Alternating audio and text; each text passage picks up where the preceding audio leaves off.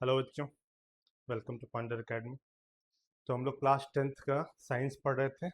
Second chapter acid base and salt. हम लोग 4 और 11 पढ़ रहे थे। इसका 2 लेक्चर हम लोग ऑलरेडी कर चुके हैं और आज के लेक्चर में हम इस पूरे चैप्टर को फिनिश करने वाले हैं। ठीक है, तो हम लोग देखते हैं कि अभी तक हम लोगों ने क्या क्या पढ़ा है इसमें और फिर उसके आगे आज क्या पढ़ना है। ये टेलीग्राम ग्रुप का लिंक है जहाँ पे ये PDF वगैरह मिलता है। तो हम इसमें देख चुके थे कि अम्ल और क्षारक आपस में कैसे रिएक्शन करते हैं। इससे पहले वाले लेक्चर में हम लोगों ने देखा था कि किस तरह से एसिड क्या होता है, बेस क्या होता है, इंडिकेटर्स क्या होते हैं, किस तरह से अम्ल क्षार को पहचानते हैं। ये सारा कुछ हम लोग ऑलरेडी देख चुके हैं। ठीक है, जो सेकंड लेक्चर का मैं बता रहा हूँ कि हमने क्या देखा था कि अम्ल और क्षारक आपस में कैसे क्रिया करते हैं। उसके अलावा अम्ल के साथ जो मेटेलिक ऑक्साइड है उसका रिएक्शन हम लोगों ने देखा था कि किस तरह से मेटेलिक ऑक्साइड क्रिया करती है और साथ में लवण का निर्माण होता है और साथ में जल का निर्माण होता है। अधात्विक ऑक्साइड क्षारक के साथ कैसे क्रिया करते हैं ये भी हम लोगों ने देखा था। अधात्विक ऑक्साइड की जो प्रकृति थी वो अम्लीय थी, ये सब हम लोग पढ़ चुके हैं। सेकंड लेक्चर में ये सब सारा कुछ हम लोग देख चुके हैं।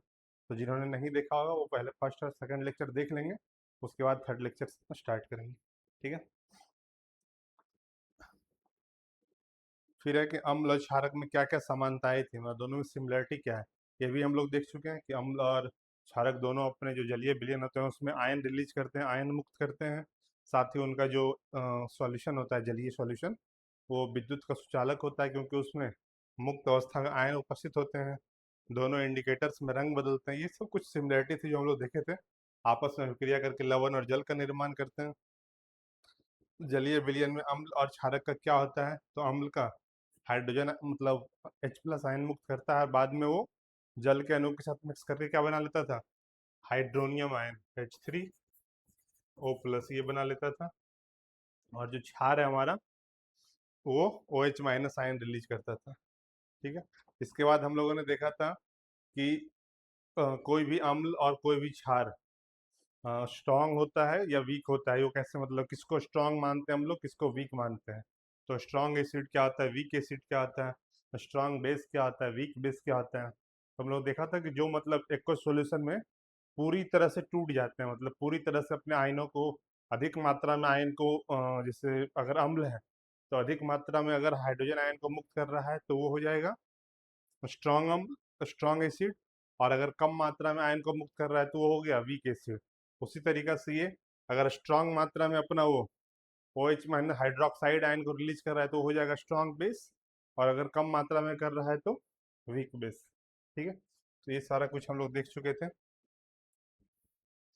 आज जो हम लोग देखने वाले हैं कि ये जो स्ट्रांग और वीक है, मतलब ठीक है, ये तो डेफिनेशन पढ़ लिए हम लोग कि स्ट्रांग जो ज़्यादा मात्रा में आयन मुक्त करेंगे और जो वीक है उसको कम मात्रा में मुक्त करेंगे। बट उसको हम लोग मेजर कैसे करेंगे, तो उसी के लिए एक स्केल बना है, उसका नाम है पीएच स्केल। तो आज हम लोग पीएच स्केल के बारे में पढ़ने वाले हैं कि पीएच स्केल क्या क्या होता है।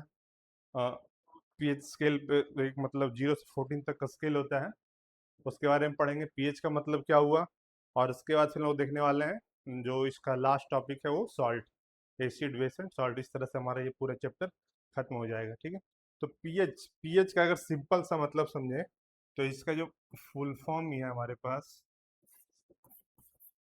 इसको कहा जाता है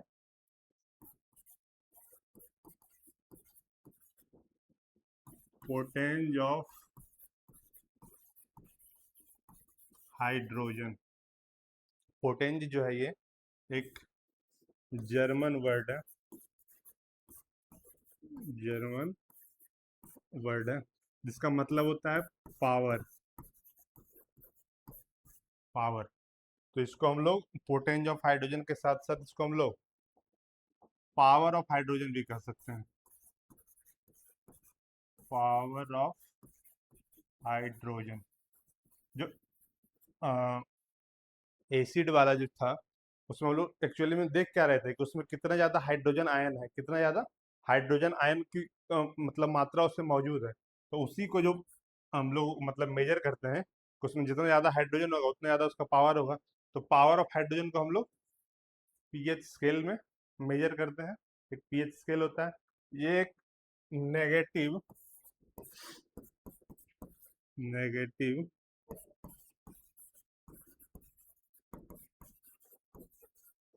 लॉगरिथमिक स्केल होता है। यानी कि पीएच को कैलकुलेट करने के लिए हमारे पास एक फॉर्मूला होता है कि माइनस ऑफ लॉग। सबसे पहले माइनस ऑफ, साथ में ये पीएच स्केल किस तरह का स्केल है, ये लॉगरिथमिक स्केल है, लॉग स्केल है ना।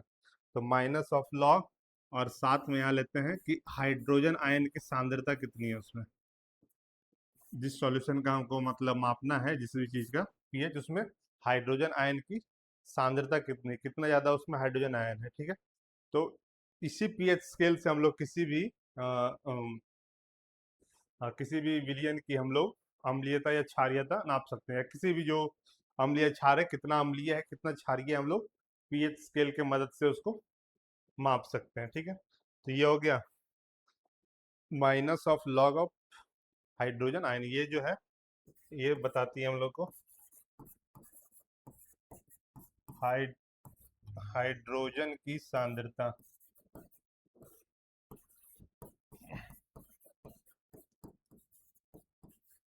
यानी कि पहले हमको पता करना पड़ेगा किसी सॉल्यूशन का, अगर हमको पीएच निकालना है सबसे पहले पता करना पड़ेगा कि उसमें कितना ज़्यादा हाइड्रोजन की मात्रा है। सांद्रता निकालने का भी दो तीन तरीका होता है, मोलरिटी, ग्राम पर लीटर, पीपीएम, मतलब बहुत सारा चीज़ होता है सांद्रता कैलकुलेट करने का। तो वो हम लोग यहाँ नहीं पढ़ने वाले हैं, तो एक सेपरेट है, मतलब शायद 11th में आता है वो चैप्टर, तो वहाँ पर देखेंगे। बट अभी के लिए समझ लेना है कि अगर हमको हाइड्रोजन की सांद्रता दे दी जाती है तो उससे हम लोग पीएच निकाल सकते हैं। जैसे मान लो कि हमको कह दिया जाए कि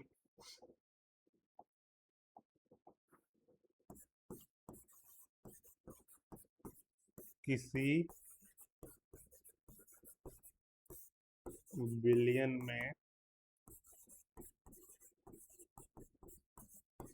हाइड्रोजन की, या हाइड्रोजन आयन कर लो इसमें, हाइड्रोजन आयन की सांद्रता 10⁻² मोल पर लीटर है, तो उसका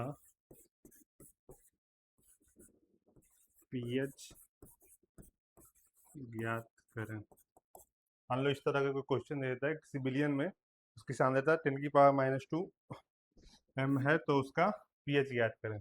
तो पीएच का जो फॉर्मूला है हमारे पास क्या है, माइनस ऑफ लॉग, साथ में हाइड्रोजन आयन की सांद्रता। तो माइनस ऑफ लॉग को एज इट इज रखो। हाइड्रोजन आयन की सांद्रता कितना है, 10⁻²। हम लोग को पता है कि लॉग क्या होता है, वो 10 बेस का स्केल होता है। और अगर बेसिक लॉग का फॉर्मूला पता होगा, एंड लॉगरिथमिक स्केल किस तरह से काम करता है, तो ये जो पावर है यहाँ से, ये आगे आगे क्या होगा, इसमें मल्टीप्लाई होगा, और ये हो जाएगा -2 लॉग 10 बेस 10 रहेगा। ये लॉग का स्केल हमेशा कितना रहता है, इसका बेस। अगर जब तक नहीं बताया जाए अलग से उसका इतना बेस है, तो उसको हम लोग डिफॉल्ट में 10 मान के चलते हैं। तो ये हो जाएगा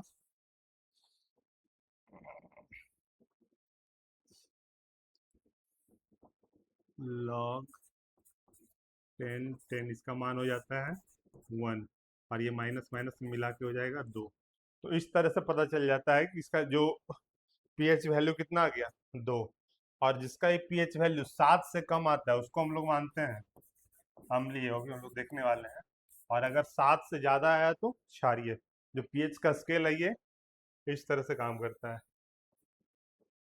यहाँ हो गया हमारा 0, ये 7 हो जाता है उदासीन के लिए, यानी जो न्यूट्रल सॉल्यूशन है। और 14 हो गया, तो इधर जितना रहा सारा का सारा है ये अम्लीय है, और इस साइड जितना रहा सारा का सारा होगा क्षारीय। यानी पीएच स्केल में जो इधर ऐसे देखो तो इस साइड वाला, दाएं साइड वाला सारा का सारा क्या होगा, अम्लीय, और इधर वाला क्षारीय, ठीक है। तो 7 से कम वाला सारा अम्लीय, 7 से ज़्यादा वाला क्षारीय। एक बेसिक पीएच स्केल का कैलकुलेशन है, किस तरह से पीएच स्केल में चीज़ें होती है, ठीक है। और आ गया, अब देखो पीएच स्केल में कुछ जो आइटम्स है उसका दे के रखा है कि जैसे 7 क्या है, उदासीन विलयन के लिए जो हमारा प्योर वाटर है, अगर पूछा जाए कि प्योर वाटर या शुद्ध जल का जो पीएच है वो कितना होता है, तो वो 7 होता है। और 7 से जैसे जैसे हम लोग इधर बढ़ेंगे, जैसे जैसे जीरो के साइड बढ़ेंगे, हमारा एसिडिटी यानी अम्लीयता बढ़ती जाएगी। एसिडिक नेचर क्या होगा, बढ़ता जाएगा। तो अम्लीयता इस साइड आने पर बढ़ेगी। ठीक है, जैसे दूध में कौन सा अम्ल पाया जाता है, लैक्टिक अम्ल। तो इसका पीएच ऑलमोस्ट 6 के लगभग होता है। चाय कॉफी का 5 के लगभग, टमाटर का 4, मतलब एग्जैक्ट नहीं है बट इस तरह से। जो बैटरी बैटरी में डाला जाता है सल्फ्यूरिक अम्ल, वो मतलब बहुत स्ट्रांग एसिड होता है, तो उसकी अम्लता एकदम लगभग जीरो के आसपास आ जाती है ना।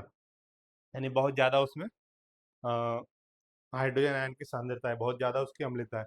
उसी तरीके से इस साइड बढ़ोगे तो ये हो गया हमारा, क्षारीयता बढ़ती जाएगी।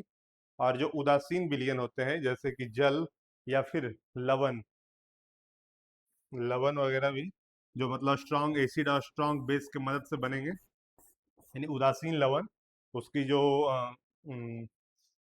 उसकी पीएच वैल्यू हमेशा 7 होगी। ठीक है, तो ये एक स्केल हो गया जिसके आधार पे हम लोग देख सकते हैं किस तरह से अम्लीयता 7 के उस साइड जाने पर एसिडिटी बढ़ रही है, और इधर आने पर बेस का पोर्शन बढ़ रहा है। यहाँ पे कुछ कुछ जो आइटम है, जैसे सोडियम हाइड्रोक्साइड है, ये क्या है, स्ट्रॉन्ग बेस है। हम लोगों ने पढ़ा था स्ट्रॉन्ग बेस के एग्जाम्पल में। तो स्ट्रॉन्ग बेस रहेगा तो उसकी अम्लता क्या होगी, प्रबल क्षार है ये। तो प्रबल क्षार की जो पीएच वैल्यू होगा एकदम मैक्सिमम के करीब होगा, 14 के करीब। और यहाँ पे है हमारे पास बैटरी का अम्ल, कौन सा है ये, सल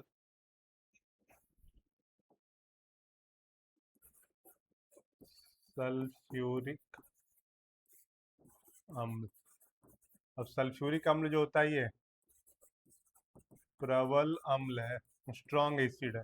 तो अगर ये स्ट्रॉन्ग एसिड है तो उसकी जो पीएच वैल्यू होगी वो जीरो के करीब होगा। ठीक है, तो ये एक बार स्केल देख लो, फिर उसके बाद हम लोग इसके आगे करेंगे।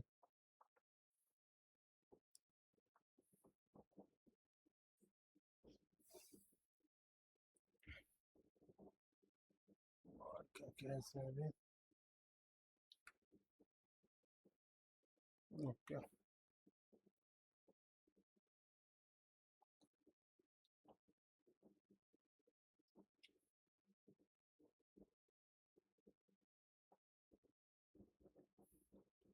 ठीक है।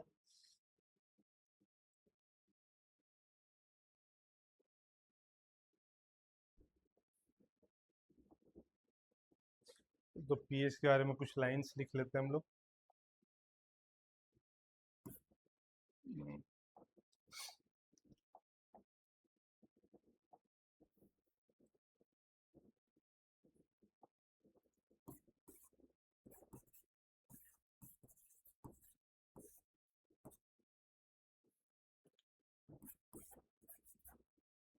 पीएच स्केल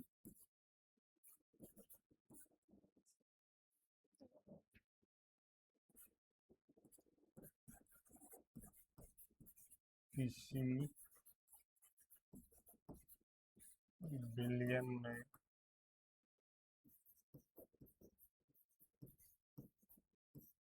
अम्लीय या क्षारीय प्रकृति को मापने का, अम्लीय या क्षारीय प्रकृति को मापने से बढ़िया होगा उसको लिखो, को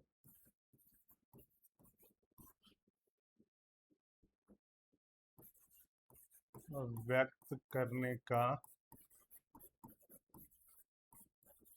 मापक है। ठीक है, और इसमें लिख सकते हैं यह नेगेटिव यानी कि ऋणात्मक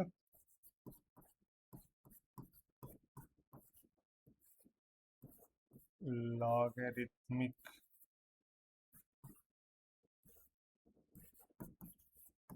स्केल है तो पीएच क्या है ये? ऋणात्मक नेगेटिव लॉगरिथमिक स्केल है। नेगेटिव लॉगरिथमिक स्केल है। ठीक है।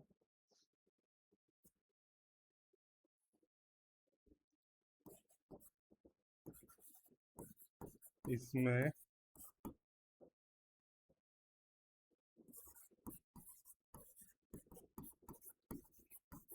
हाइड्रोजन आयन की सांद्रता, या फिर इसको और बेहतर तरीके से बोलना चाहे तो हाइड्रोजन आयन तो होता नहीं है। हाइड्रोजन क्या बताया था कि हाइड्रोजन आयन जो क्या है, जल के अणु के साथ मिलकर क्या बना लेता है? Hydronium ion. तो इसमें ये भी लिख सकते हैं कि इसमें, और अगर बेहतर तरीका से इसको लिखो तो हाइड्रोनियम आयन।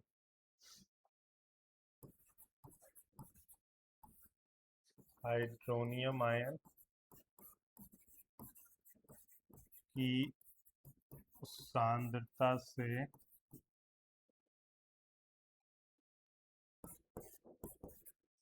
पीएच मान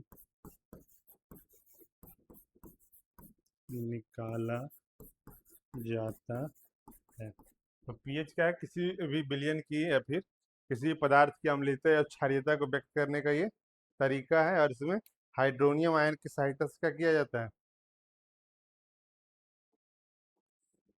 उसको निकाला जाता है, सांद्रता से पीएच का मान निकाला जाता है। और इसका स्केल कहाँ से कहाँ तक होता है? इसे 0 से लेकर, मतलब जो 10th लेवल तक पढ़ना है वो 0 से लेकर 14 तक पढ़ते हैं हम लोग। 14 तक के रूप में व्यक्त किया जाता है। यानी जो पीएच का वैल्यू होता है वो मिनिमम 0 होगा और मैक्सिमम 14 होगा, 14 होगा, किया जाता है। तो एक पीएच स्केल इधर बना लोगे ऐसे, है ना? यहाँ लो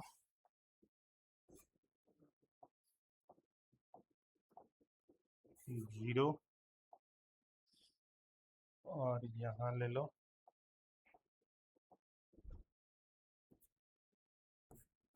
14, बीच में यहाँ कहीं ले लो 7।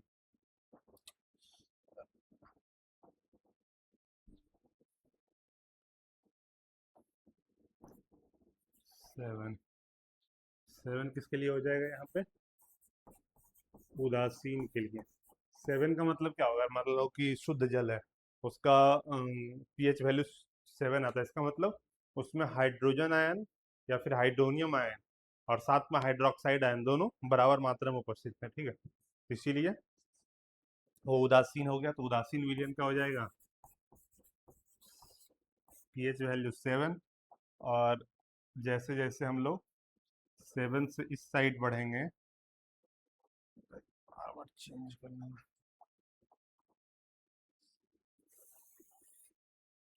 इधर से आ जाएगा अम्लीय, और इस साइड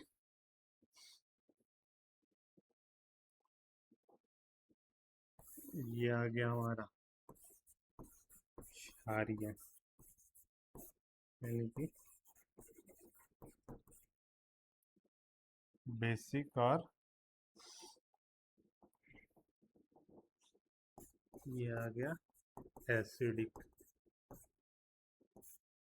ठीक है, 0 के जितना करीब उतना ज़्यादा एसिडिक, और 0 से जितना दूर उतना ज़्यादा बेसिक। तो ये तरीका है, इससे हम लोग पीएच स्केल को देख सकते हैं। ठीक है, अब आगे नेक्स्ट हम लोग देखने वाले हैं कि कुछ कुछ जो फेमस, अगर उसको दिखाना हो हमको इस पे, तो वो कहाँ पे मतलब उसको इस स्केल पे व्यक्त कर सकते हैं। जैसे मान लो कि सल्फ्यूरिक अम्ल है या सोडियम हाइड्रोक्साइड है, तो क्या है, वो स्ट्रांग बेस है, तो यहाँ पे कहीं रहेगा सल्फ्यूरिक अम्ल या फिर हाइड्रोक्लोरिक अम्ल, ये सब सारा यहाँ पे होगा। वो ऑलरेडी स्केल पे कि हम यहाँ दिखा चुके हैं। ठीक है, तो इस तरीके से हम लोग इसको करो नोट डाउन। तो 0 के जितना पास रहेगा उतना ज़्यादा अम्लीय, और 14 के जितना नज़दीक रहेगा उतना ज़्यादा क्षारीय। इसको भी लिख ही देता हूँ।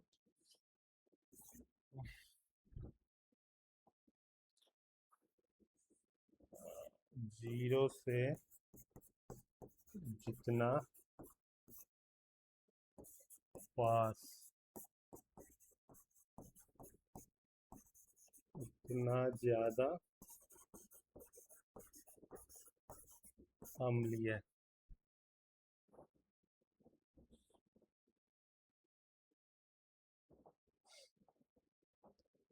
और यहाँ हो गया 14 के जितना पास उतना ज़्यादा क्षारीय।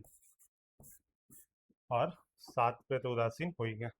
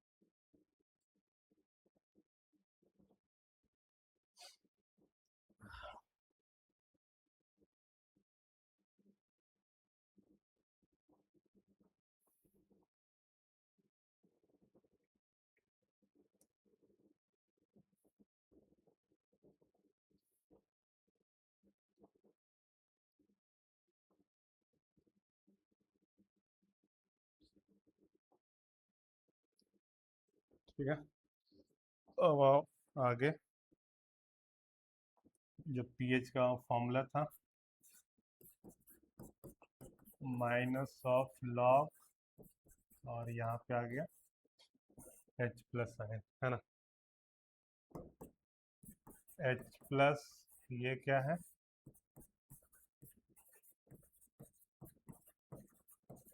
हाइड्रोजन आयन की सांद्रता। हाइड्रोजन आयन की सांद्रता, यानी कि इसमें देखो नेगेटिव लॉग स्केल है, तो अगर जितना ज़्यादा हाइड्रोजन आयन की सांद्रता बढ़ेगी उतना ही ज़्यादा पीएच का मान क्या होगा, हाइड्रोजन आयन की सांद्रता बढ़ रही है। यानी कि उस जो सॉल्यूशन है हमारे पास विलियन है, उसमें हाइड्रोजन आयन की मात्रा क्या है, बढ़ती जा रही है। तो हाइड्रोजन आयन अगर बढ़ रहा है तो उसका अम्लीय नेचर क्या होगा, बढ़ेगा। हम लोगों ने पढ़ा था प्रबल अम्ल वाले में कि जितना ज़्यादा हाइड्रोजन आयन उतना ज़्यादा उसका अम्लीय गुण। तो अगर हाइड्रोजन आयन की सांद्रता बढ़ेगी तो पीएच, अगर अम्लीय गुण ज्यादा रहेगा तो उसका मान क्या होगा, 0 के और नजदीक आएगा। जितना ज्यादा मतलब अम्लीय गुण, तो उसका पीएच वैल्यू 0 के नजदीक आना चाहिए। तो उसी तरह से यहाँ पे देखेंगे कि अगर हाइड्रोजन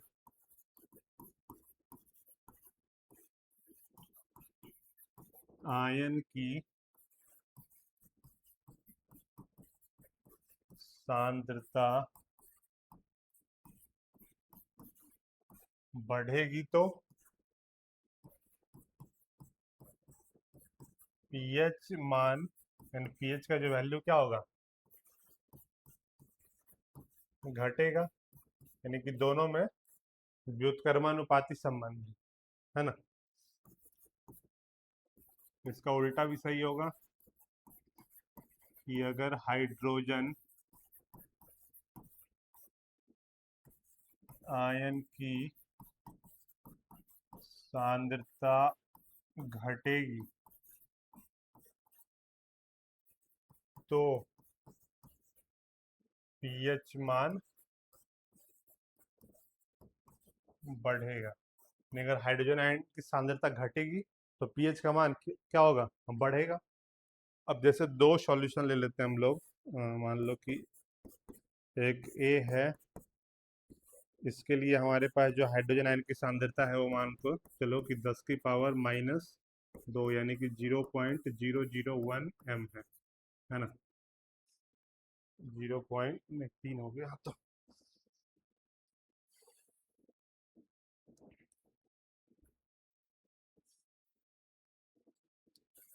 0.01 है ना। और एक दूसरा सॉल्यूशन है उसके लिए, हाइड्रोजन आयन की सांद्रता मान लो 10 की पावर माइनस 3। तो इसके लिए क्या हो जाएगा 0.001 m। अब दोनों में सांद्रता ज़्यादा किसकी है, अगर पूछा जाए कि 0.01 और 0.001 दोनों में से ज़्यादा कौन है, तो कौन बड़ा है, ये बड़ा है, ये क्या है, छोटा है ना। तो अगर इसका पीएच निकालो, सॉल्यूशन ए के लिए पीएच निकालते हैं हम लोग। तो इस सॉल्यूशन के लिए पीएच निकालेंगे तो क्या होगा, माइनस लॉग और हाइड्रोजन आयन की सांद्रता। तो minus of log hydrogen ion की सांद्रता कितनी है, 10 की पावर -2। माइनस उधर गया, यहाँ पीएच का वैल्यू कितना निकल के आएगा, 2। उसी तरीके से इसमें देखो, तो माइनस लॉग 10 की पावर -3, तो यहाँ पे आ जाएगा माइनस ऑफ -3, फिर लॉग 10 का वैल्यू आ गया 1, यानी यहाँ पे निकल के आया 3। तो अगर इन दोनों में देखा जाए सांद्रता में कितना अंतर है, तो सांद्रता में लगभग कितना अंतर है, ये जो है 10 की पावर -2 10 की पावर -3 से क्या है, 10 गुना बड़ा है, 10 गुना बड़ा, यानी कि लगभग, लगभग क्या एग्जैक्ट है वो,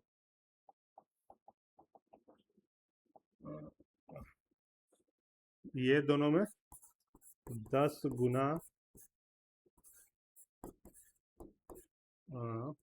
बड़ा है या ज्यादा है, ऐसे करो, 10 गुना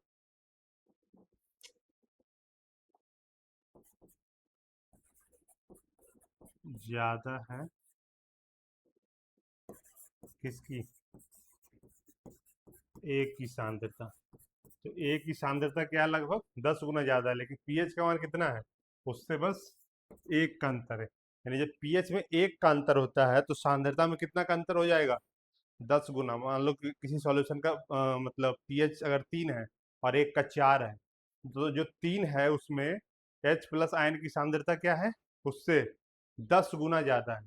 अगर पीएच वैल्यू में एक का अंतर रहेगा तो सांद्रता में कितना का अंतर रहेगा, 10 गुना का अंतर रहेगा। ठीक है,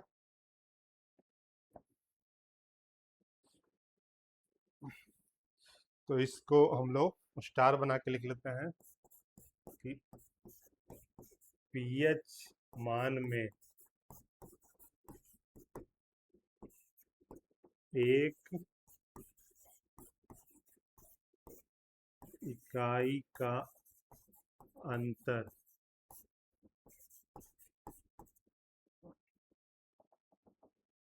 अंतर हाइड्रोजन आयन की सांद्रता में, पीएच में एक इकाई का अंतर हाइड्रोजन आयन की सांद्रता में 10 गुना का अंतर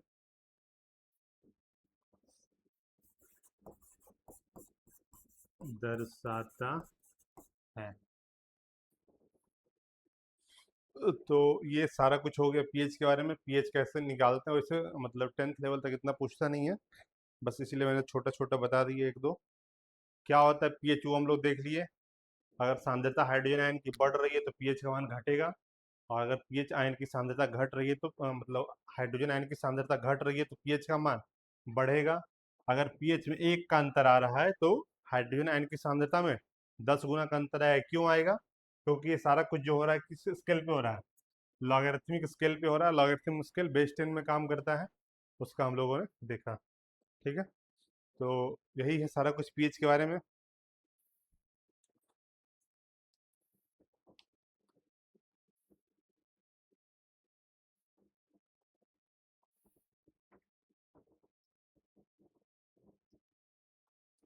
कर लो इसको नोट डाउन।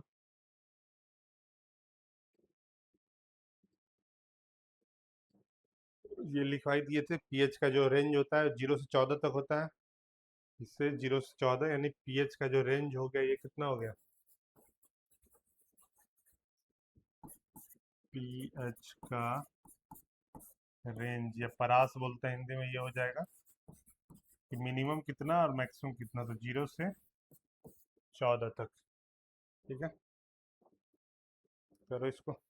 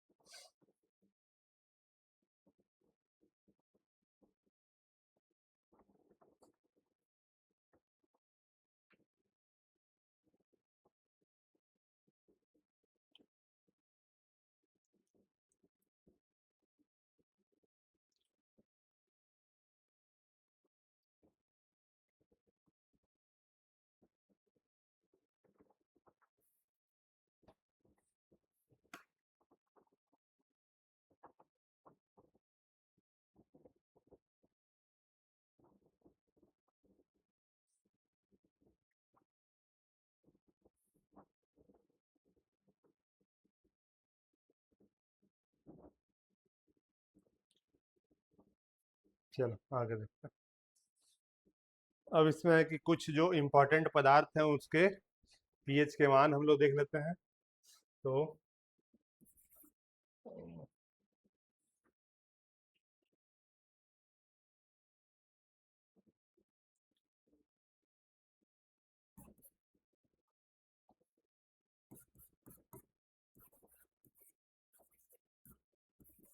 कुछ महत्वपूर्ण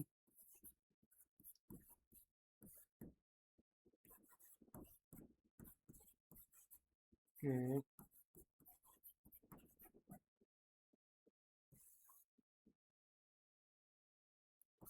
अगर सबसे पहला देखें तो सांद्र हाइड्रोक्लोरिक अम्ल यानी कि HCl। सांद्र मतलब उसमें कुछ भी वो नहीं मिक्स है, क्या बोलते हैं, वाटर मिक्स नहीं है, पूरा का पूरा प्योर HCl है, तो उसका जो पीएच का मान होगा कितना होगा, उसका पीएच का मान होगा 0। सांद्र हाइड्रोक्लोरिक अम्ल के पीएच का मान कितना हो जाएगा, एकदम शून्य, नेग्लिजिबल, यानी कि 0। 0। या फिर जो सेकंड है हमारे पास कि अमाशय, अमाशय में जो हमारा पाचक रस होता है, अमाशय में पाचक रस यानी कि जो पेट वगैरह में होता है पाचन के टाइम में, पाचक रस का दिया हुआ है 1.5। ये भी क्या है, अम्लीय नेचर का ही है। शराब यानी जो अल्कोहल है, अल्कोहल का पीएच मान होता है 2.5। अल्कोहल का 2.5, अल्कोहल का 3.5 होता है, एक बार मैं चेक कर लेता हूँ।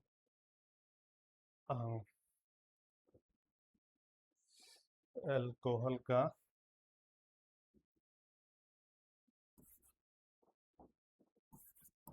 3.5, नींबू का रस इसका होता है 2.5। पांचवा हो गया सिरका, सिरका यानी कि इसको विनेगर भी बोला जाता है, इसमें सिट्रिक एसिड होता है, इसका पीएच भी होता है 4। सिरका का पीएच कितना हो गया, 4, 4 के लगभग। ठीक है, उसके बाद जो हम लोग कार्बोनेटेड ड्रिंक्स लेते हैं, कार्बोनेटेड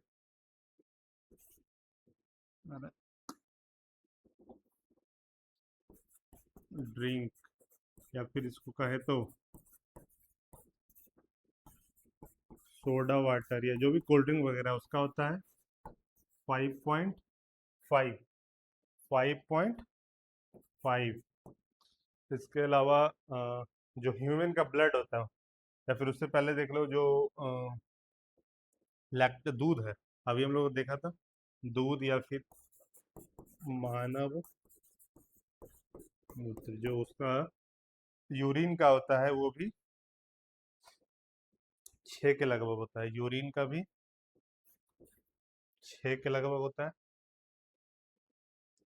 यूरिन के बाद देखो दूध, दूध का भी हो गया 6.5 दूध का।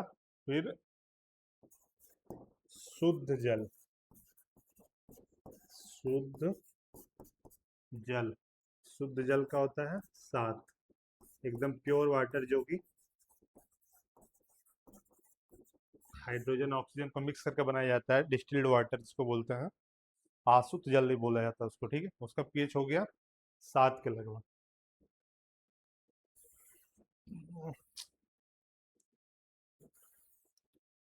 ठीक है, इसको नोट करो। तो इसके बाद कुछ जो क्षार है उसका भी देख लेंगे हम लोग।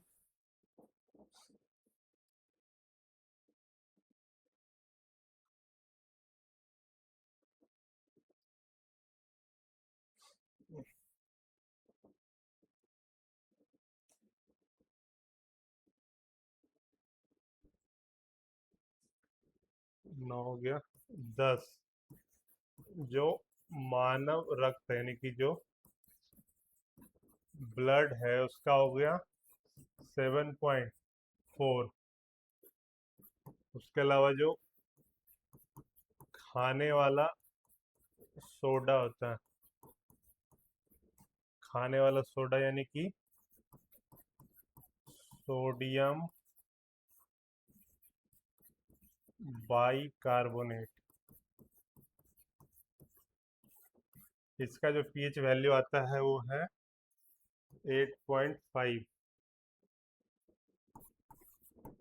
और एक होता है धोवन सोडा जो कि वॉशिंग वगैरह में यूज होता है, इसका हो गया 8.5, और इसका होता है 9 के लगभग। तो ये जो कुछ इम्पोर्टेंट पदार्थ हैं, कुछ जो डेली लाइफ में हम लोग का इस्तेमाल होता है, उनका पीएच मान है। ठीक है, इसको नोट डाउन कर लो। अब जो पीएच के बारे में हम लोग ऑलमोस्ट सारी चीज़ें देख चुके हैं, इसके बाद हम लोग देखेंगे कि लवण क्या होता है। इसके बाद हम लोग नेक्स्ट, और जो पीएच वगैरह का इंडिकेट करने का तरीका तो वो तो बताया ही हमने, तो देखेंगे उसको।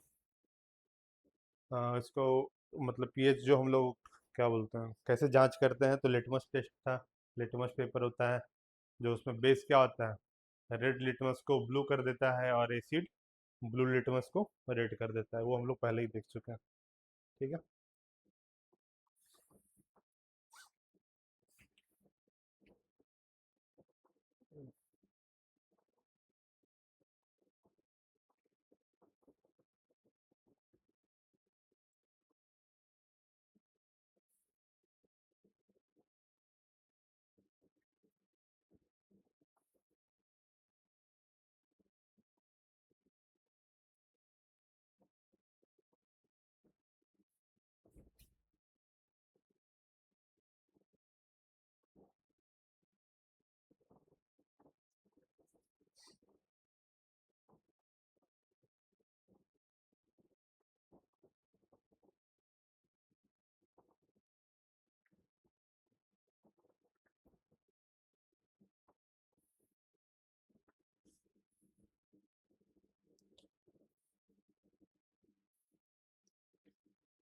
इसमें एक और चीज़ है, हाँ, एसिड ड्रेन के बारे में पढ़ेंगे हम लोग।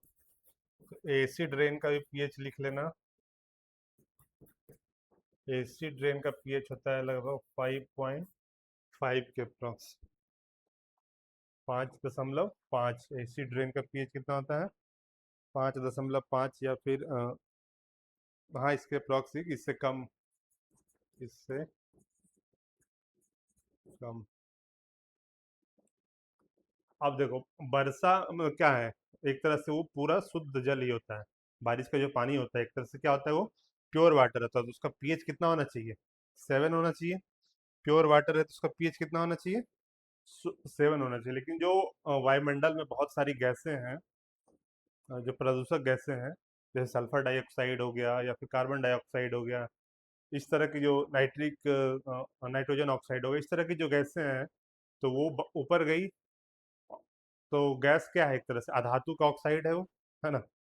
कार्बन डाइऑक्साइड का अधातु का ऑक्साइड ही है। अभी हम लोग पढ़े थे थोड़ा देर पहले ही, जो अधातु के ऑक्साइड क्या होते हैं प्रकृति में, अम्लीय होते हैं, तो ऊपर क्या आ गए वो, रेन वाटर के साथ मिक्स करके एक बहुत कमजोर लेकिन एक एसिड का निर्माण कर लेते हैं, ठीक है।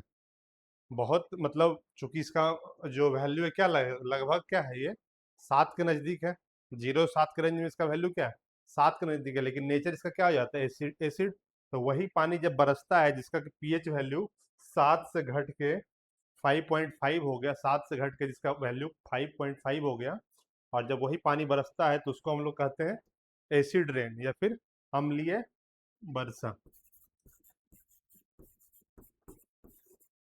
अम्लीय वर्षा, ठीक है।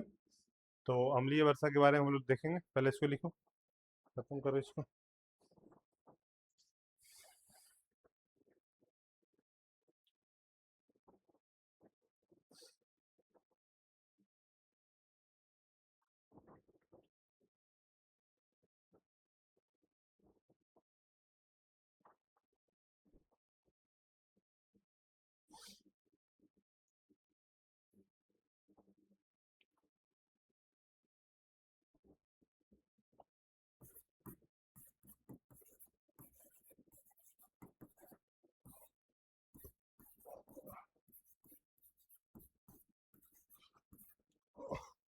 अम्लीय वर्षा, अम्लीय वर्षा देखो, जब वायुमंडल में मौजूद प्रदूषक गैसें जैसे सल्फर डाई ऑक्साइड या फिर SO2, सल्फर डाइऑक्साइड या फिर SO2, carbon dioxide,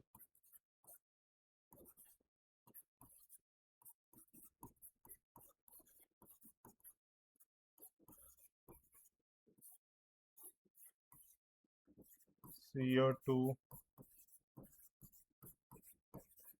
nitrogen dioxide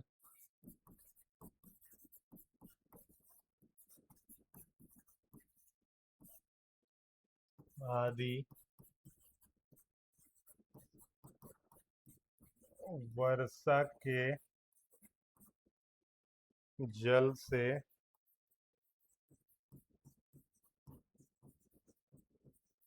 अभिक्रिया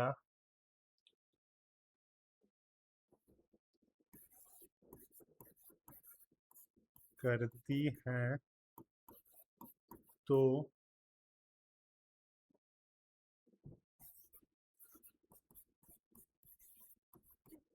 वर्षा के जल का पीएच मान 5.5 से कम हो जाता है। यानी कि देखो, अभिक्रिया तो हमेशा करेगी, लेकिन जब ज्यादा मात्रा में, मतलब किसी क्षेत्र में, मान लो किसी एरिया में बहुत ज्यादा मात्रा में वहाँ पे गैस निकल रही है, और वहाँ पीएच का मान घट के 5.5 से नीचे आ गया, 5.5 से नीचे आ गया, तब उस वर्षा को हम लोग क्या कहेंगे, एसिड रेन कहेंगे। यानी कि सारा रेन को एसिड रेन कहेंगे, ठीक है। तो जब मान पीएच का मान घट के 5.5 से नीचे आ जाता है, तो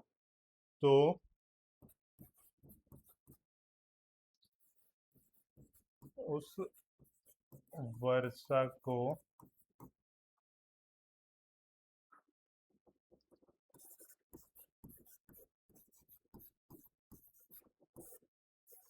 अम्लीय वर्षा या फिर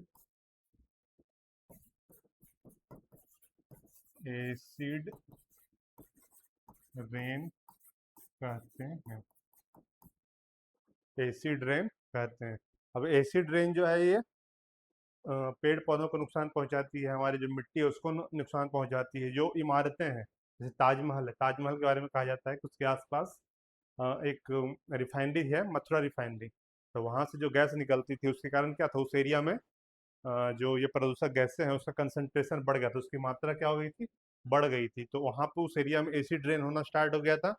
और उसी कारण ताजमहल का रंग जो है थोड़ा सा हल्का सा वाइट से, वाइट मार्बल का बना हुआ है, तो वाइट से हल्का सा क्या हो गया था, वो पीला पड़ गया था। तो इस जो इमारतें हैं उसको भी एसिड रेन क्या होती है, नुकसान पहुंचाती है। और बाकी पेड़ पौधा और जो जो भी मतलब जो हमारा वाटर सोर्स है उसको तो प्रभावित करेगी, है ना। तो एसिड रेन का क्या क्या मतलब हो सकता है कि यह इसका क्या बोलते हैं, इफेक्ट बोलते हैं, अम्लीय वर्षा के प्रभाव। अम्लीय वर्षा के प्रभाव, अगर ये लिखें इसका क्या क्या प्रभाव पड़ेगा, तो यह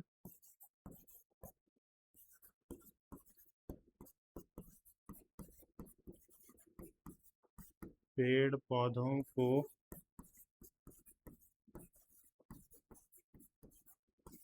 नुकसान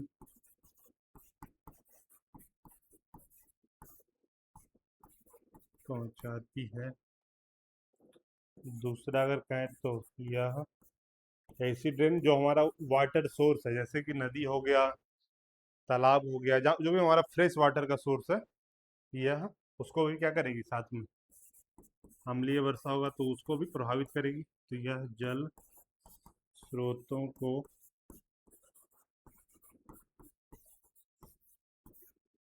प्रभावित करती है। तीसरा, यह ऐतिहासिक इमारतों के लिए भी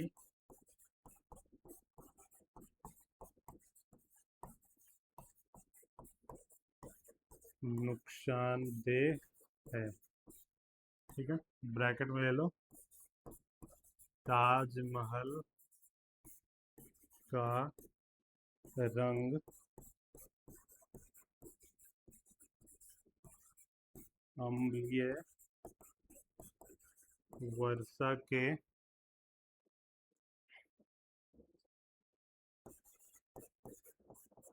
कारण ही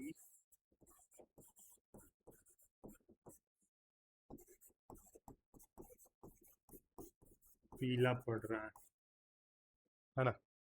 तो ये कुछ अम्लीय वर्षा के नुकसान हो गए। और जो भी जो मतलब वाटर सोर्स को करेगी तो उसके अंदर जो भी जीव है उसको भी अफेक्ट करेगी। ठीक है, तो ये कुछ उसके प्रभाव हो गए। चलो इसको नोट डाउन करो। और बाकी जो पीएच वाला एक और था वो सब तो मैंने पहले ही बताया था कि अम्ल वाले में जो पेट में एसिडिटी बढ़ जाती है तो मिल्क ऑफ मैग्नीशिया का यूज करते हैं। या फिर जो मधुमक्खी का या फिर चींटी का डंक लगता है तो उसमें जो वहाँ पे चूना वगैरह लगाते हैं, तो उस तरह से उसका पीएच को हम लोग क्या कर रहे होते हैं, वहाँ डंक मारा, डंक मारने से क्या हुआ, वहाँ उस एरिया का पीएच क्या हो गया, कम हो गया, क्योंकि उसमें डंक में था एसिड। तो वहाँ पे चूना बेस को अप्लाई किया तो उससे उसका क्या हो रहा है, पीएच बढ़ता था, है ना। तो इन चीज़ों को हम लोग देख चुके हैं पहले ही। अब हम लोग नेक्स्ट टॉपिक पे चलेंगे, वो है हमारे पास सॉल्ट यानी लवण। इसको नोट डाउन करो, उसके बाद हम लोग लवण को देखेंगे।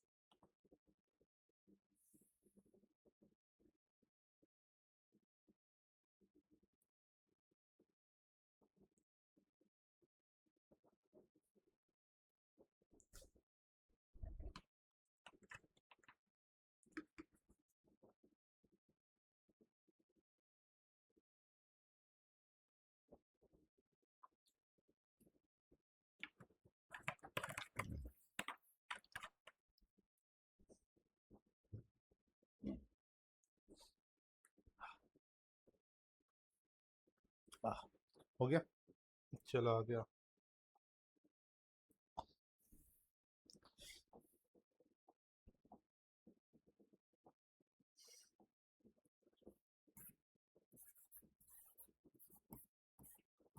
लवण या फिर सॉल्ट।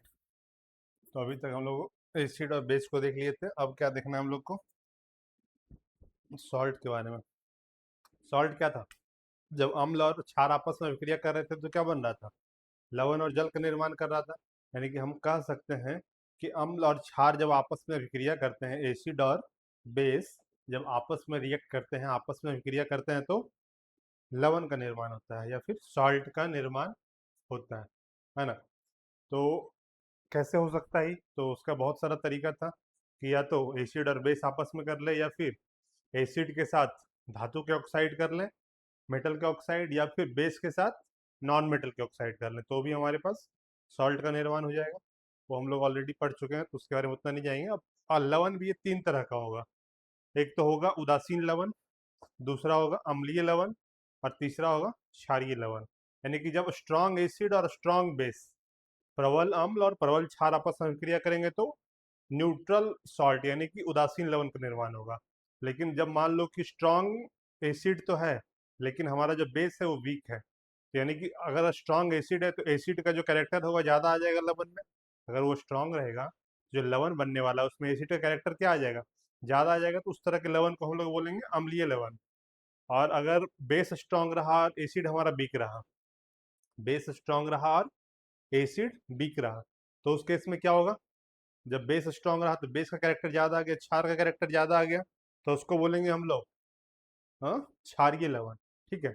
और मान लो कि दोनों वीक हैं, एसिड भी वीक है और बेस भी वीक है, तो उस केस में बहुत ज़्यादा चांस है कि अभिक्रिया होगी ही नहीं और लवण और जल का निर्माण नहीं होगा। ठीक है, तो तीन तरह के लवण होंगे। तो सबसे पहले हम लोग लिख लेते हैं कि लवण होते क्या है। तो अरे,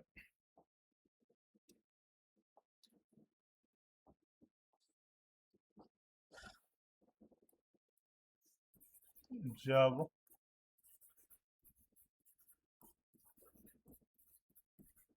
अम्ल और क्षार आपस में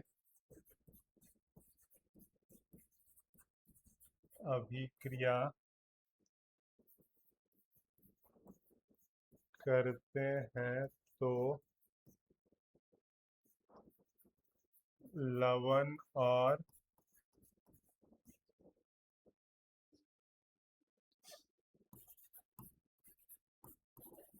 जल का निर्माण होता है। यानी कि अम्ल प्लस क्षार मिलके बन जाएगा हमारे पास लवण प्लस जल, है ना? तो अगर सीधा बोले कि लवण को डिफाइन करो कि लवण क्या है, तो लवण को क्या कह सकते हैं कि अम्ल और क्षार के आपस में अभिक्रिया करके बनने वाले पदार्थ को हम लोग लवण कहते हैं या फिर सॉल्ट कहते हैं, है ना? उदाहरण के तौर पे एक ले लो ये, अ, एक अम्ल ले लिए, स्ट्रॉन्ग अम्ल हमारे पास है HCl, और एक स्ट्रॉन्ग बेस है हमारे पास NaOH। दोनों मिलकर रिएक्शन किए,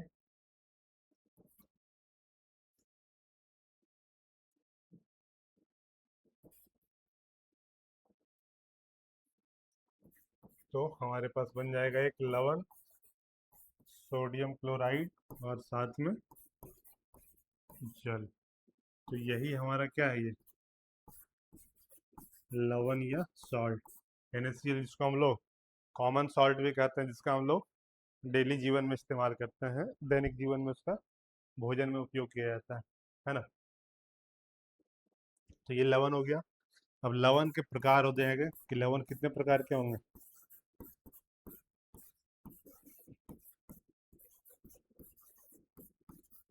लवण के प्रकार, पहला हो गया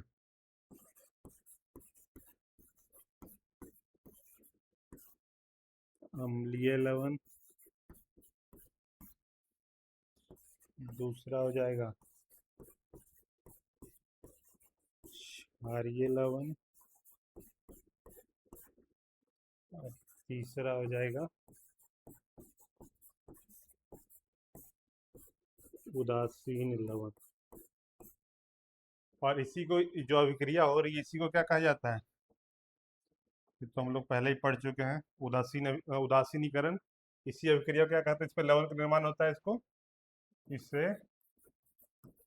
ये तो पूरा हम लोग सेकेंड लेक्चर में ही सारा उदासीनीकरण पे ही था, वो पूरा कुछ। न्यूट्रलाइजेशन या फिर उदासीनीकरण कहते हैं इसे। न्यूट्रलाइजेशन या फिर उदासीनीकरण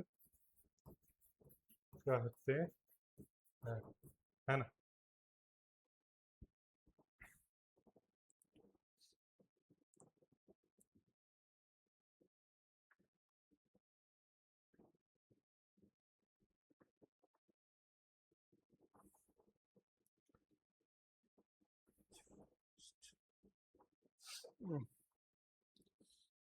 तो यहाँ पे इसको कर लो।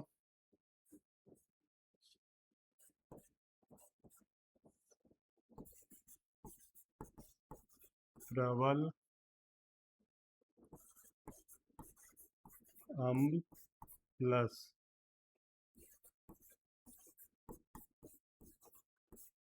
दुर्बल क्षार, क्षारीय लवण हो जाएगा।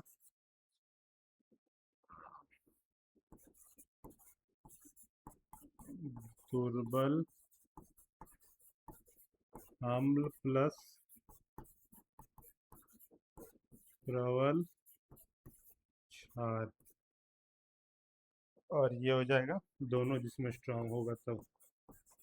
प्रबल अम्ल प्लस प्रबल क्षार, इससे बन जाएगा हमारे पास उदासीन लवण या फिर न्यूट्रल सॉल्ट।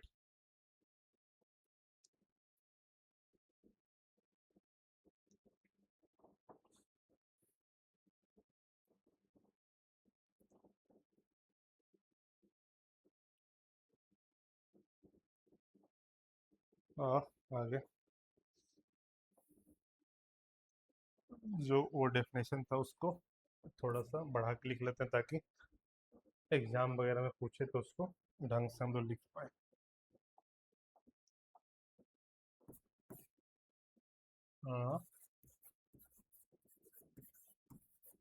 अम्लीय लवण,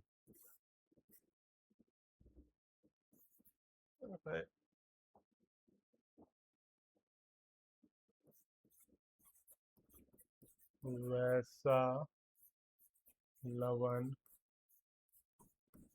जिसमें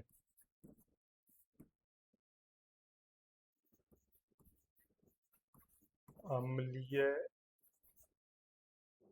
प्रवृत्ति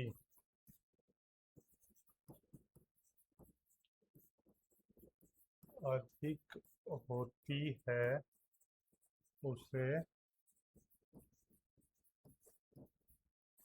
अम्लीय लवण कहते हैं।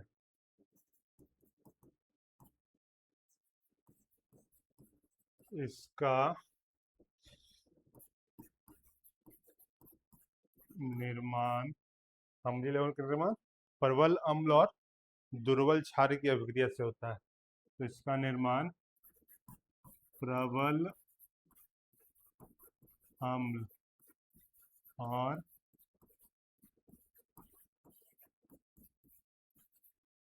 दुर्बल क्षार की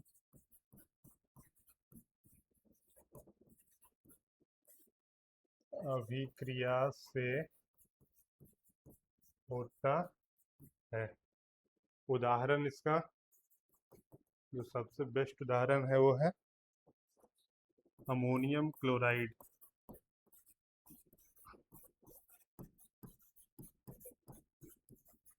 अमोनियम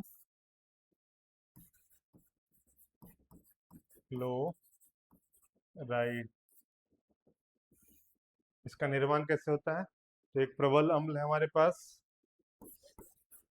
HCl, ठीक है, और एक दुर्बल क्षार के उदाहरण में मैंने बताया था एक जो वीक बेस हमारे पास अमोनियम हाइड्रोक्साइड NH4OH, है ना। अब दोनों जब आपस में क्रिया करते हैं तो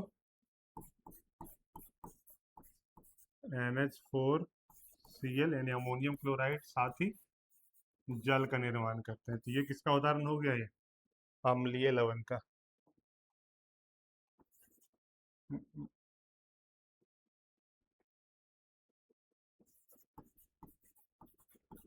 अम्लीय लवण।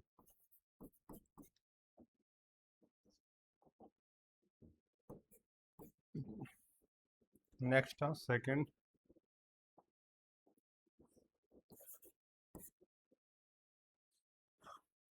क्षारीय लवण।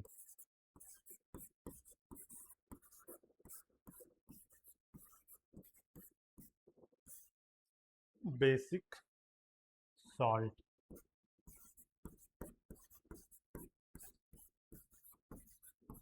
वैसा लवण जिसमें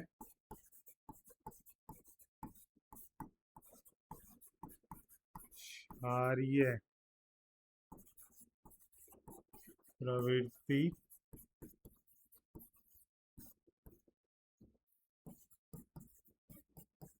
अधिक पाई जाती है, उसे क्षारीय लवण कहते हैं, ठीक है। इसका निर्माण कैसे होगा? इसका निर्माण दुर्बल अम्ल और प्रबल क्षार की सहायता से होगा। दुर्बल अम्ल और प्रबल क्षार की सहायता से।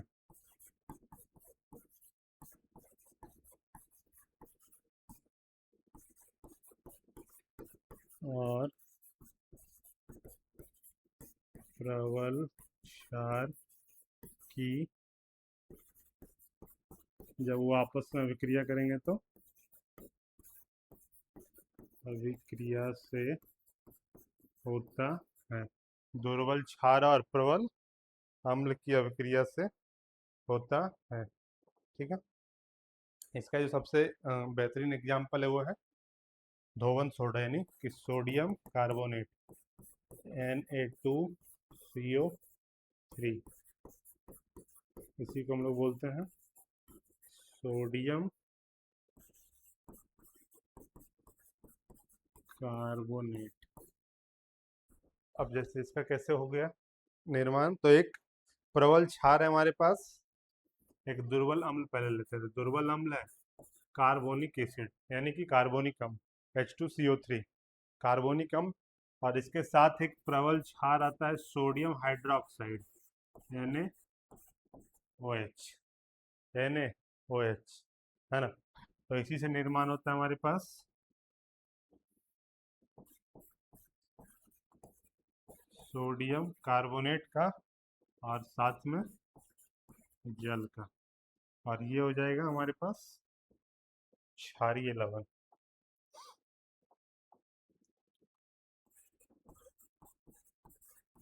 क्षारीय लवण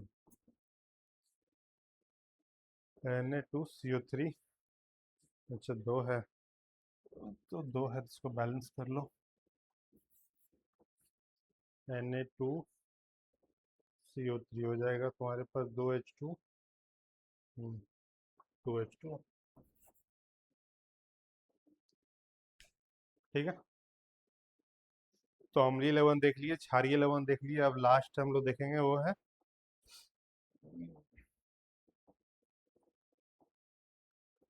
तीसरा है उदासीन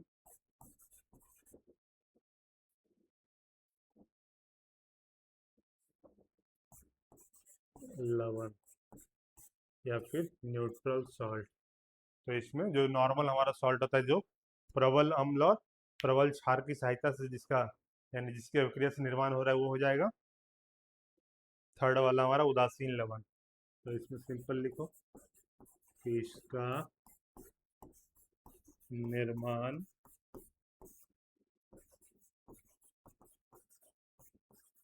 प्रबल अम्ल और स्ट्रॉन्ग बेस यानी कि प्रबल क्षार की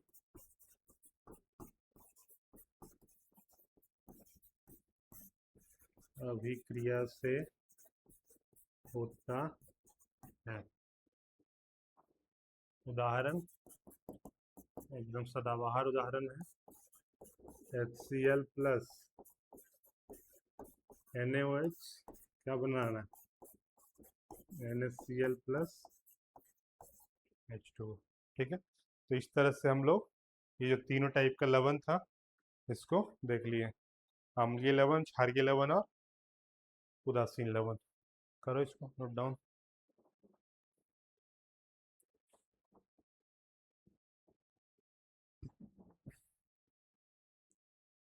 अब ये तो एकदम मतलब क्या बोलता है, कॉमन अंडरस्टैंडिंग है कि जो अम्लीय लवण है उसका पीएच क्या होगा। लवण का सामान्यतः जो लवण है, लवण का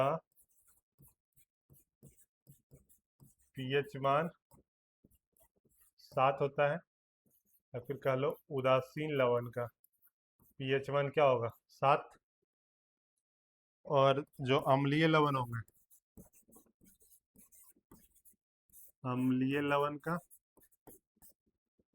तो 7 से थोड़ा सा कम जाएगा, क्योंकि उसमें क्या है, अम्लीय प्रवृत्ति है। और जो क्षारीय लवण होंगे उसका पीएच मान 7 से थोड़ा ज़्यादा होगा, थोड़ा ज़्यादा। ठीक है, चलो अब वो नोट डाउन कर लो।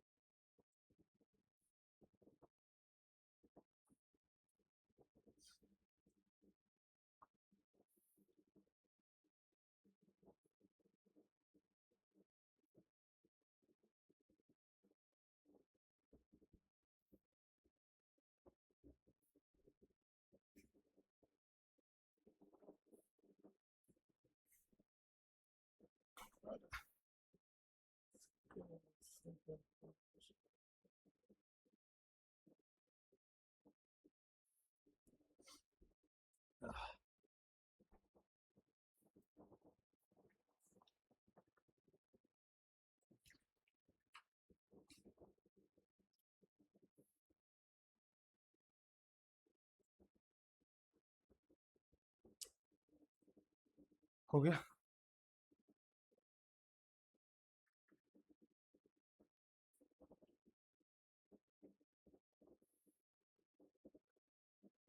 अब जो कुछ इम्पोर्टेंट सॉल्ट है, कुछ महत्वपूर्ण लवण है, उसको हम लोग देख लेंगे, है ना।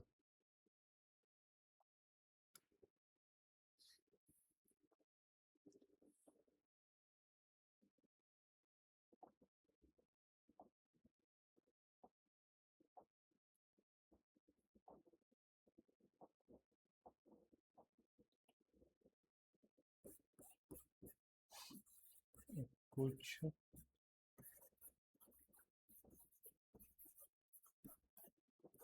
महत्वपूर्ण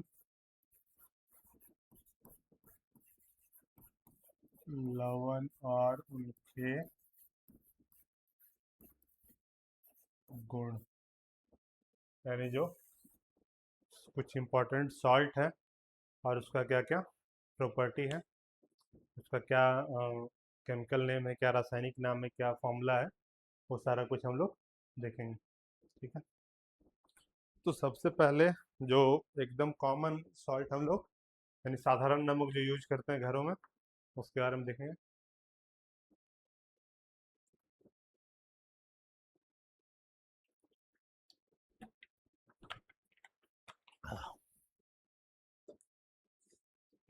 आजा, बोलते बोलते प्यास लग जाता।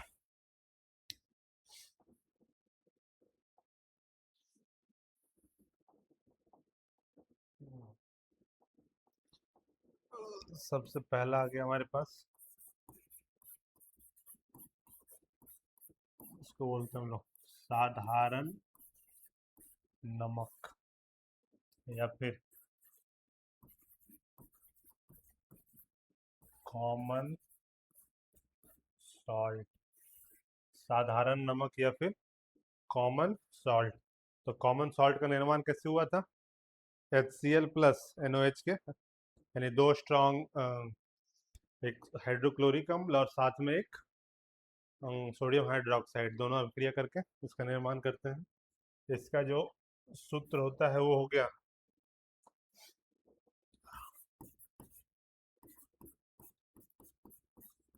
NaCl, यानी कि सोडियम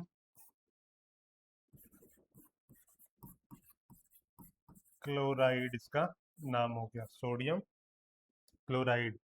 ठीक है, सामान्यतः ये कहाँ से प्राप्त किया जाता है? तो समुद्री जल से प्राप्त होता है। इस्तेमाल इसका क्या क्या होगा? तो खाने में अ, नमक के रूप में,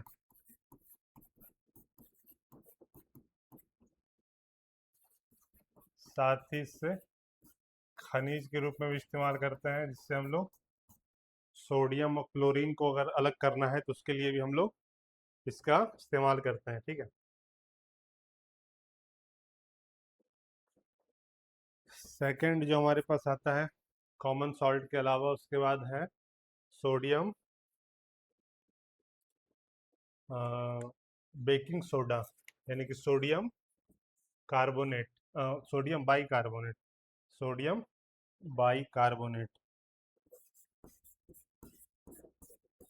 सोडियम, या पहले इसका कॉमन नेम लिख लो।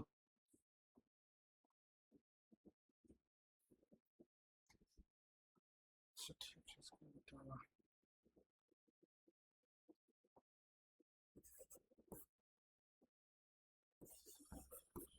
अरे,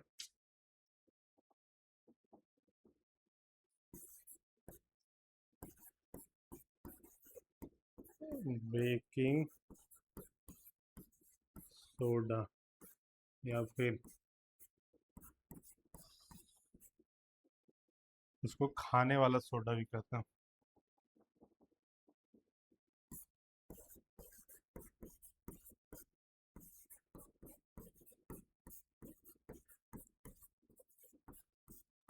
खाने वाला सोडा, तो इसका जो सूत्र हो गया सबसे NaHCO3, NaHCO3, रासायनिक नाम इसका हो जाता है सोडियम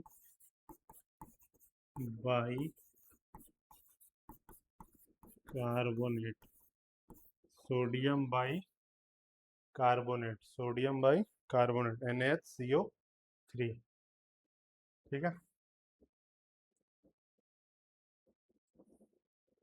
इसका उपयोग हो गया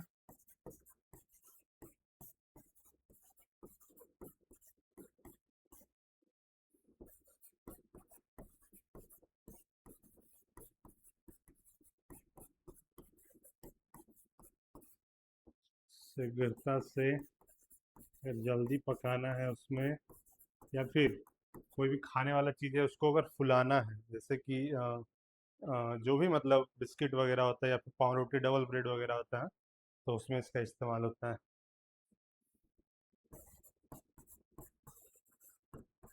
बेकिंग उद्योग में, जहाँ पे वो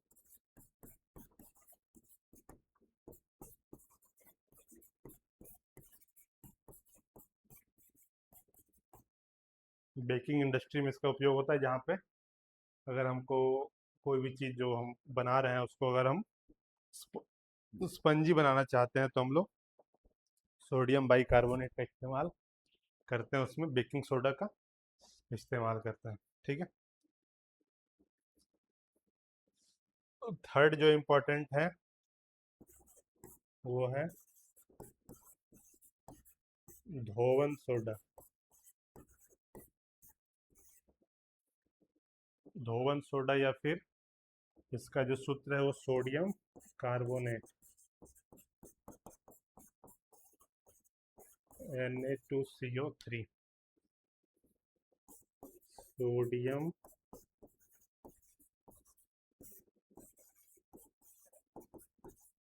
कार्बोनेट।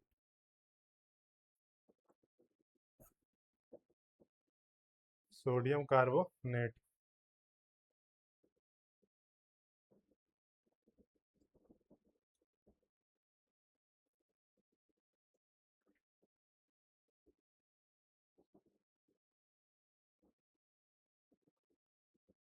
इसके अलावा बेकिंग सोडा, सोडियम कार्बोनेट, धोवन सोडा हो गया।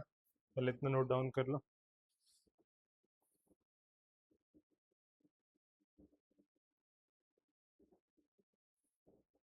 इनो वगैरह में भी इसका यूज होता है, जो बेकिंग सोडा है उसका इस्तेमाल होता है।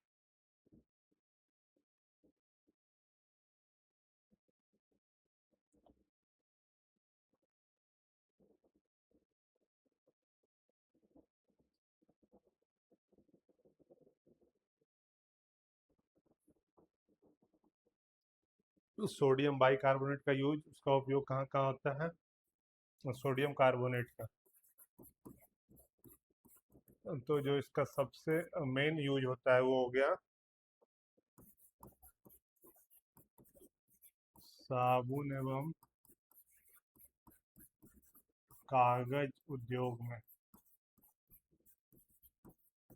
साबुन एवं कागज उद्योग में। दूसरा जो सोडियम कार्बोनेट का यूज किया जाता है वो है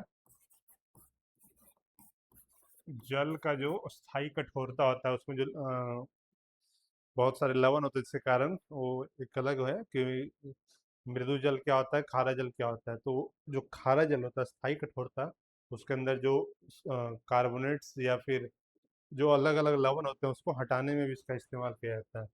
तो जल की अस्थाई कठोरता को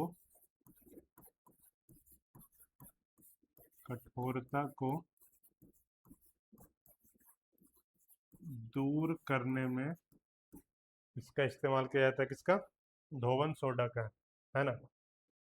तीसरा हो गया जो घरों में हम लोग कपड़े साफ सफाई करते हैं, उसमें भी इसका इस्तेमाल होगा।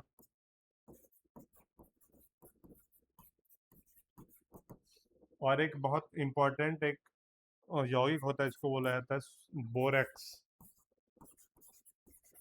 या फिर इसको सुहागा भी कहा जाता है ना। इसके उत्पादन में भी सोडियम कार्बोनेट का, ऐसे तो बहुत सारा है लेकिन सारा कुछ कितना ही लिखेंगे। तो इस तरह से हाँ, डिटर्जेंट वगैरह में भी होता ही है, डिटर्जेंट के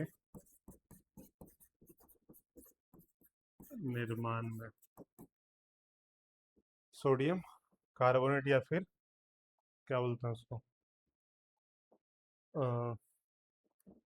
धोवन सोडा का इस्तेमाल होता है। ठीक है, 3 देख लिए। अब हम लोग को चौथा देखना है, वो है, इसको बोलते हैं विरंजक चूर्ण। ये भी एक तरह का लवण है।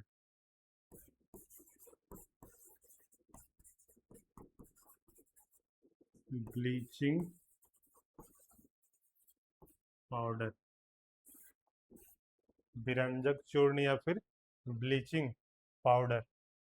ठीक है, तो सबसे पहले हम लोग देखेंगे कि अभी तक हम लोग ये देखे नहीं है कि ब्लीचिंग पाउडर का निर्माण कैसे करते हैं। तो ब्लीचिंग पाउडर का जो निर्माण होता है वो कैल्शियम हाइड्रोक्साइड, इसके सॉल्यूशन में जब हम लोग क्लोरीन गैस प्रवाहित करते हैं तो कैल्शियम हाइड्रोक्साइड के सॉल्यूशन में जब क्लोरीन गैस प्रवाहित किया जाता है तो हमारे पास बनता है CaOCl2 प्लस H2। और हमको यही होता है, CaOCl2 क्या हो गया, विरंजक चूर्ण का सूत्र हो गया। सूत्र हो जाता है इसका CaOCl2, है ना।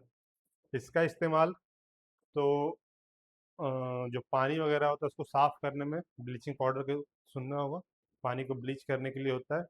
तो इसका उपयोग क्या हो जाएगा, जल शुद्धिकरण में या फिर पेयजल को जीवाणु मुक्त करने में, पेयजल के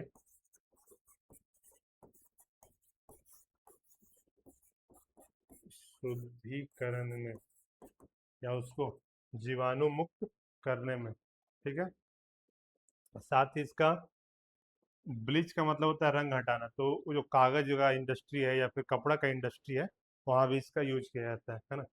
तो साथ में इसको देख लो, कागज उद्योग में होता है ब्लीचिंग का यूज, कागज उद्योग में,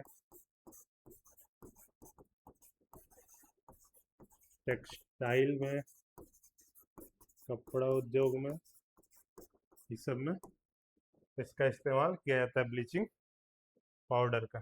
ठीक है,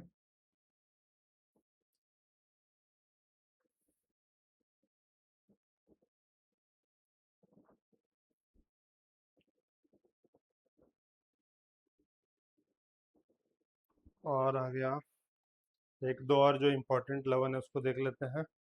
अभी तक हम लोग 4 देखे हैं। पांचवा जो देखेंगे हम लोग वो है प्लास्टर ऑफ पेरिस।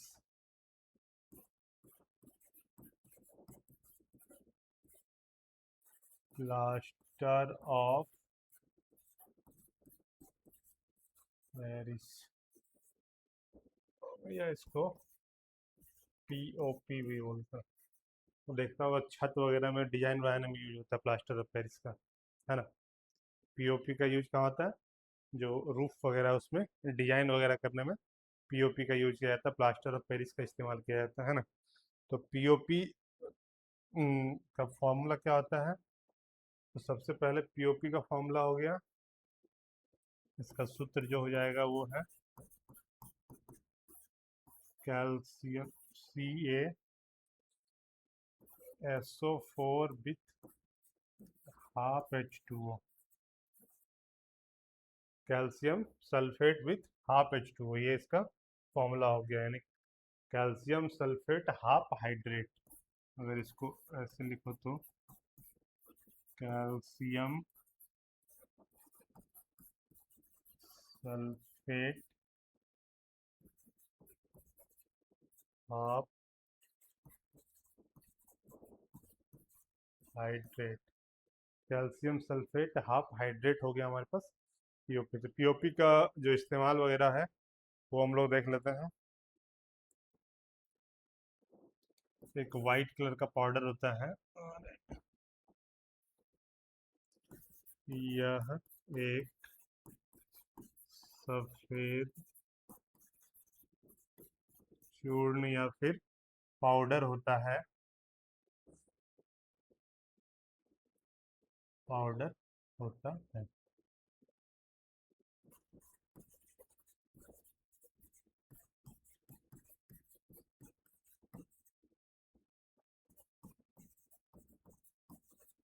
जिसका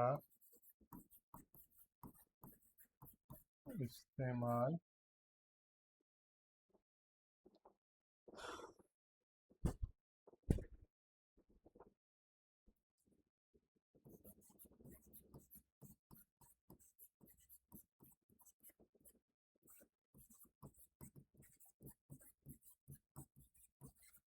या फिर इसको हड्डी वगैरह का जो प्लास्टर रहता है उसमें भी इसका इस्तेमाल किया जाता है। जो हड्डी वगैरह है उसको मतलब उसको जोड़ने के लिए भी यूज होता है। तो हड्डियों को प्लास्टर करने में भी होता है।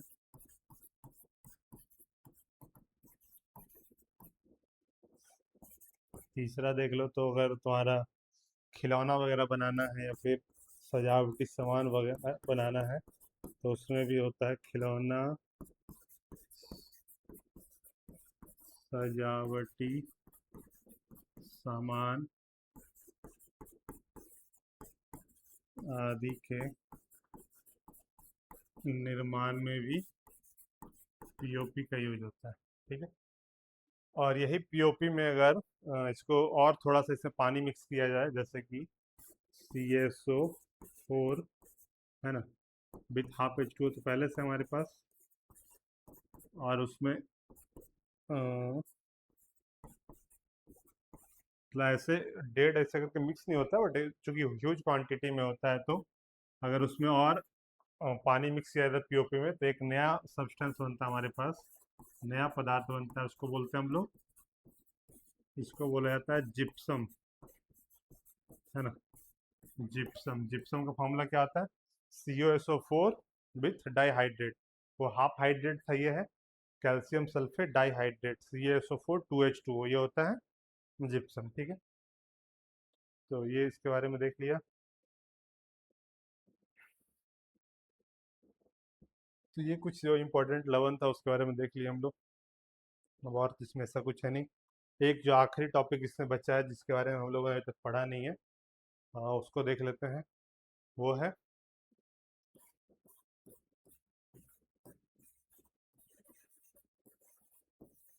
एक्वारेजिया या फिर अम्लराज। ये एक सॉल्यूशन होता है बहुत, एक्वारेजिया का इसको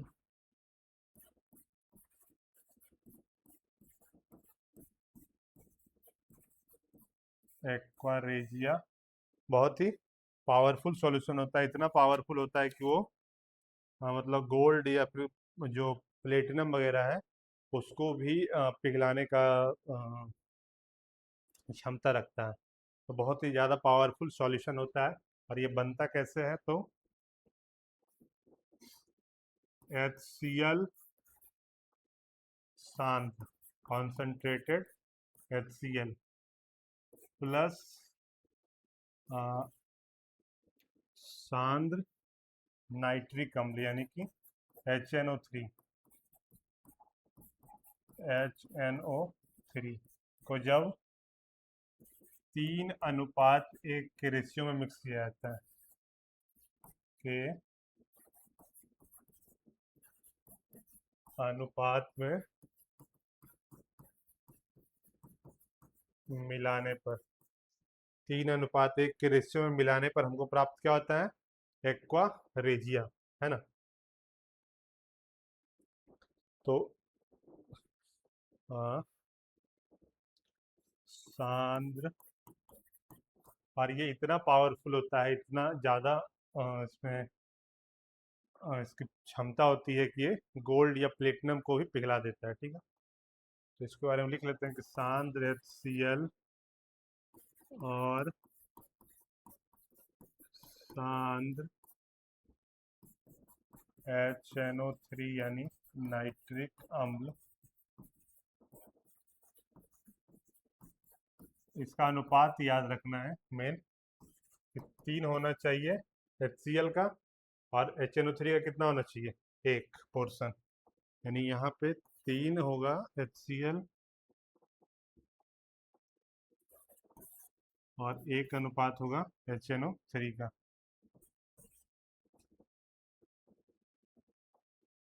को 3:1 में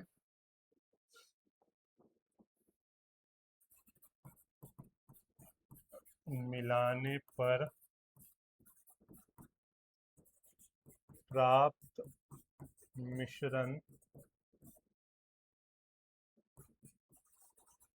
एक्वा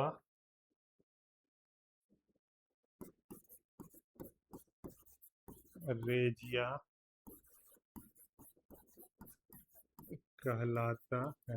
अब सोचो, जो गोल्ड जैसा सब्सटेंस को ये पिघला देता है, तो ये बाकी का क्या करेगा?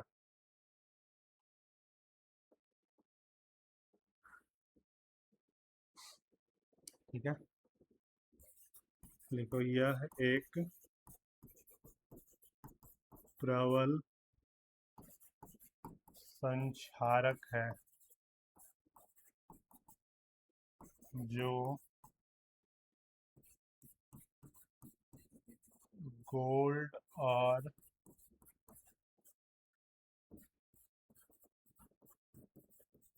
प्लेटिनम जैसे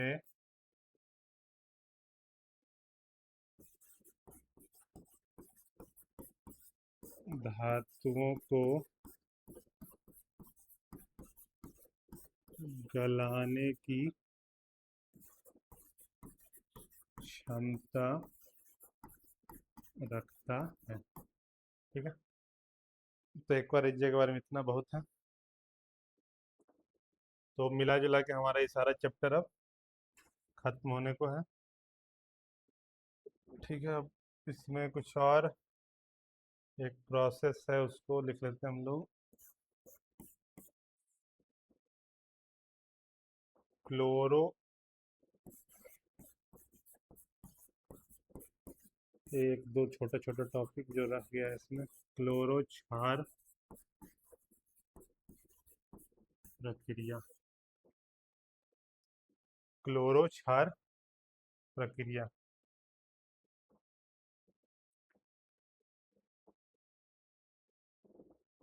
चल, इसमें समझने से पहले देखो कि जो हमारे पास NaCl है ना, NaCl यानी कि सोडियम क्लोराइड। तो NaCl के जलीय विलयन, यानी कि जब पानी को हम लोग पानी में नमक को घोल देते हैं, उसका जो जलीय विलयन बनता है उसको बोला जाता है ब्राइन। उसको ब्राइन कहा जाता है। ठीक है, तो NaCl के जलीय विलयन को हम लोग बोलते हैं ब्राइन, या फिर जो नमक है उसके जलीय विलयन को बोलेंगे ब्राइन। तो जब इसी ब्राइन में विद्युत धारा प्रवाहित की जाती है, यानी सोडियम क्लोराइड के जलीय विलयन में जब विद्युत धारा प्रवाहित की जाती है, तो हमको सोडियम हाइड्रोक्साइड प्राप्त होता है, NaOH प्राप्त होता है। इसी प्रक्रिया को बोला जाता है क्लोरो क्षार प्रक्रिया। इसी प्रक्रिया को क्या कहा जाता है? क्लोरो क्षार प्रक्रिया। ठीक है, तो इसी को बस लिखना है कि जब सोडियम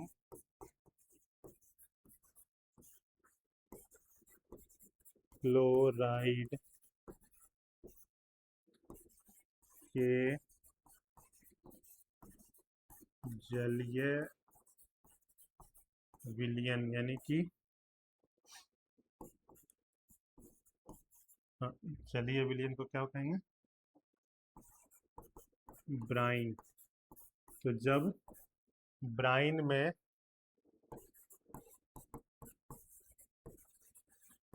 विद्युत धारा प्रवाहित की जाती है, तो जब सोडियम क्लोराइड के जलीय विलयन में विद्युत धारा प्रवाहित की जाती है, हमें तो हमें तो यह हमें वियोजित होकर सोडियम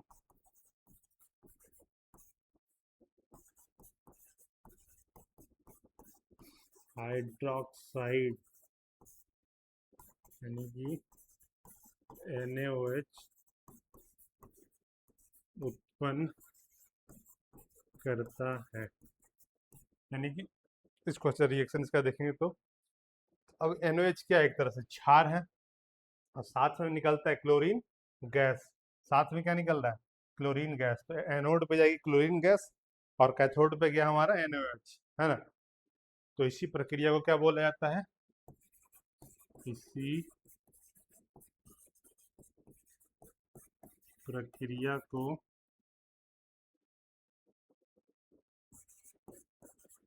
क्लोरो क्षार प्रक्रिया कहते हैं, है ना।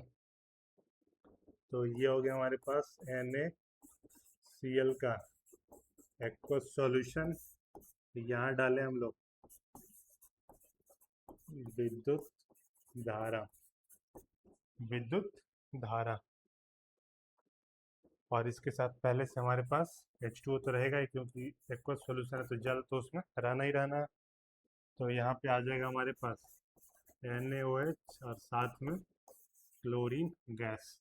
ये आ गई हमारे पास एनोड पर और ये आ गया कैथोड पर। तो इसी प्रक्रिया को बोलते हैं हम लोग क्लोरो क्षार को। ठीक है, तो ये सारा चैप्टर हम लोग इसको कम्प्लीटली देख लिए। ठीक है, अब नेक्स्ट क्लास में इसको सारा कुछ पढ़ के रखना, और जब साइंस का पूरा सारा चैप्टर खत्म कर लेंगे तो फिर चैप्टर वाइज ऑब्जेक्टिव स्टार्ट करेंगे, प्रीवियस ईयर स्टार्ट करेंगे। ठीक है, तो इसको खत्म करना है और अगले क्लास में हम लोग इसका जो थर्ड चैप्टर है मेटल एंड नॉन मेटल उसको स्टार्ट करेंगे। ठीक है, चलो आज के लिए इतना ही। Thank you.